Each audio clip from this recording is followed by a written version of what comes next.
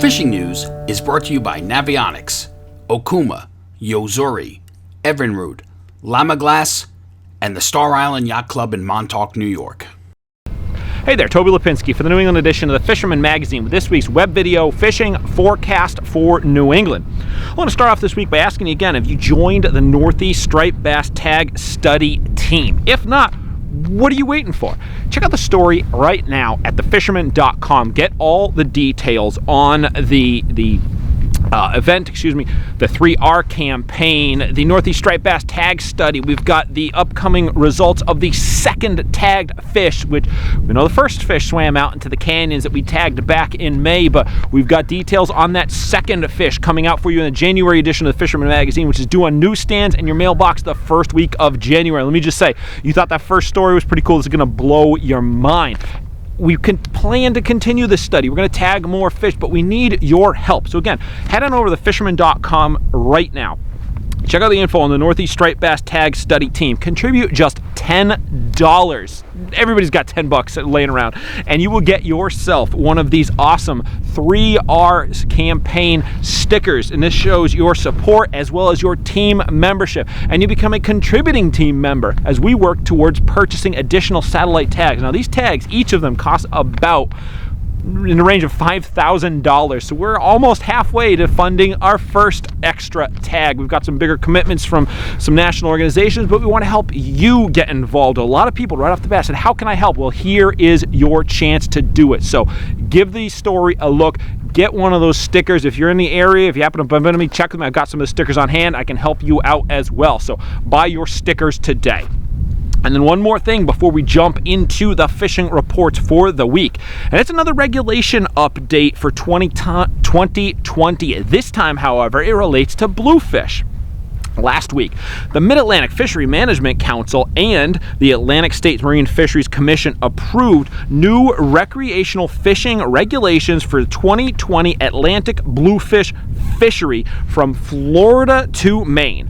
Now, these measures, which include a 3-fish bag limit for private boat anglers as well as shorebound anglers and a 5-fish bag limit for 4 higher anglers, represent a major reduction from the past limits that we had. For instance, federal waters used to be 15-fish bag limit. And again, also, these regulations pertain to both snapper blues as well as those big, dreamboat-worthy slammers, regardless of size. Private anglers get 3 fish going forward. And anglers on board 4 hires get 5 fish per angler. You can read all of the details. Check out the complete story right now at thefisherman.com. Be sure to let us know down below in the comments what your thoughts are on this subject. And of course, as things develop on this, because some states are already discussing ways to get modifications to the regulations through conservation equivalency, of course, we will have all of the details for you in our videos and at thefisherman.com. All right, getting into the reports. That's all out of the way. Once again this week, weather played a major role in your fishy options. Cod boats were pretty much blown out over the weekend. Unfortunately, this followed some really good action that was found on Friday, however, in some rather nautical conditions, according to guys like Captain Greg over on the Blackhawk. He said that they set out with certain forecasts, but as so often seems to be the case in the winter, Mother Nature took a turn for the worse, but the fish did not care, and they had cod to 25 pounds on the day. Of course, the usual suspects of sea bass, porgies, everything else along the way, so really good outing. But looking forward into the weekend, it looks like some really good weather. And I know Captain Greg said he plans to sail Friday, Saturday, and Sunday. Those trips are all reservation only, so you got to give them a buzz and reserve your spot. Their phone number is 860-448-3662. But if you're not in the Connecticut area, you're up more towards Rhode Island, closer to the boats in Point Judith, you can give the guys on the Francis Fleet or the 7Bs or any of the great 6-packs that are sailing up there a call too, because I'm sure they are all going to be on the water this weekend. Again, you don't get a lot of really good weather days here in the winter. I mean, for instance, today it looked beautiful. It's a little chilly, a little bit windy.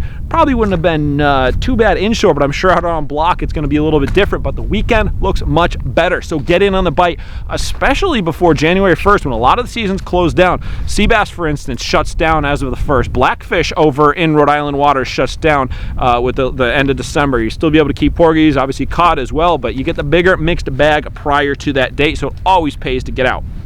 And let's see, Next up, we've got a video contribution this week coming to you from Todd Corayer, the fish rapper writer. Got a little bit of info on what's going on in South County, Rhode Island. Hey Toby, despite the weather, fishing's actually been pretty fantastic. Bass fishermen Jason Anctil and Joel St. Germain were out on Sunday. They found a whole pile of bass in some stiff winds and some wicked cold air. They were targeting bass holding under structure in big groups like sunken trees and edges with submerged brush. That may be it for their season, but they'll be back in the water as soon as things freeze up because, as Jason likes to say, you're only one bite away. South County kayak fishermen Tom Hood and Phil Capaldi found stripers in 42-degree salt pond water, mostly with white paddle tails on those quarter-ounce jig heads and Yozuri crystal minnows. I found piles of bass in the deeper sections, but they were really hesitant to eat, and they were also moving around really quickly, not like typical December holdovers. A rattling mirror lure finally did the trick, and several came to the kayak, almost to keeper size before the wind pushed me out. So there's more wind in the forecast, but if you can find a few hours, the fishing is fantastic. Thanks, Toby. Awesome. Thanks a lot, Todd. Again, really appreciate those contributions you've been sending us along so far this fall. Hope we continue to see what you got going on all winter long. And with this cold snap that we've seen, what kept those cod boats, for instance, at the dock over the weekend, some of the more intrepid anglers, like my buddies Clayton and James up in Massachusetts, found some safe, fishable, hard water. Now, James didn't reveal exactly where he was fishing. He just said that he had to go inland a bit to the north, which I totally respect that. But he said he found 3 to 4 inches of clean, clear, black ice. Now, that might be the scariest to someone like me walking on it, but it is the safest. That kind of ice is the strongest. Nonetheless, a little bit thin for me, but he did well. He said right out the bat, sunrise produced 3 nice fish. And then once the clouds cleared, a little while later, as the day progressed, they added a bunch of yellow perch and some more brook trout to the catch on the day. For the most part, he said it was 1/16 ounce tungsten jigs with a big pink tail that were the hot ticket. So nothing like a great jig bite to start off the season. And then last up, holdover striper action has been pretty good. Basically anywhere you can access a tidal river, from whether it's up in Massachusetts, Boston, North Shore, South Shore, on down into Rhode Island, Connecticut, and beyond. I even took my son out for a quick stop over the weekend. We had a little bit of a weather window that coincided with the right tides that I like to see, and we managed between the two of us, well, I should say Aiden landed, he dropped one and landed 2 nice little schoolie striped bass. Not too bad fishing really for 30 minutes of effort. He enjoyed it, got a couple of nice little fish, and even though we're using small gear here, little spinning gear, I always urge anglers that are fishing for the winter holdovers to use single hook offerings like single bucktail jigs or soft plastics. If you feel the need to use, swimmers, for instance, go with the single inline hooks, trebles, bend down those barbs because, of course, in addition to limiting the number of fish that you're catching, I mean, there's no need to run up triple digits in the winter. These are the future of our fishery. So the better we can treat them, the better off we're all going to be in the long run. All right, well, there you have it. I'm Toby Lapinski for the New England edition of the Fisherman magazine, wishing you tight lines if you head out onto the water this weekend. Win the incredible Steiger Craft Evinrude Lowrance Grand Prize Boat Package and more in the Fisherman's 2019 Dream Boat Fishing Challenge. Get the details now at thefisherman.com.